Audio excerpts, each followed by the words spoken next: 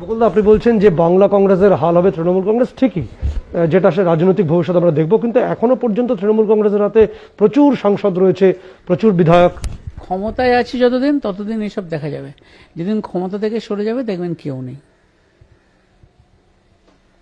স্বাভাবিকভাবেই আমি আবার বলেছি, আজকেও বলছি, আমি প্রায় 4 বছর হলো তৃণমূল সম্পর্ক ছেড়েছি। আজও বলছি যেটা শেষের শুরু হয়েছে। স্বাভাবিকভাবেই এই দলের শেষের শুরু হয়েছে। এই দলের শেষের শুরু হয়েছে। এই দল কিছুতেই দীর্ঘমেয়াদী হতে পারে না। স্বাভাবিকভাবে অপেক্ষা করুন। এই দল ইতিহাসের নিয়মেই, কালের নিয়মেই শেষ হয়ে যাবে। আপনারা বাংলা কংগ্রেস দেখেছেন? আজকে দেখেন বাংলা কংগ্রেস বলে কোনো দল আছে? কিন্তু অল্প কিছুদিনের জন্য তৈরি হয়ে রাজ্যে ক্ষমতায় এসেছিলেন।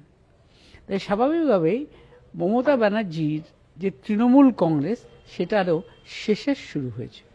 অপেক্ষা করুন, যারা রাজনৈতিক লোক তারা কেউ আর এই দলে থাকবে না। সারা রাজ্য ঘুরছেন, নির্বাচন একেবারে সামনে, দক্ষিণবঙ্গ থেকে উত্তরবঙ্গ।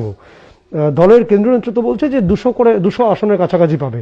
আপনার বিশ্লেষণ? আমি বলছি যে, আমি বলেছি না, আমাকে লোকে আর যে যাই বলুক, কিন্তু আমি রাজনৈতিক অঙ্কটা বুঝি না এ কথা কেউ বলতে পারবে না।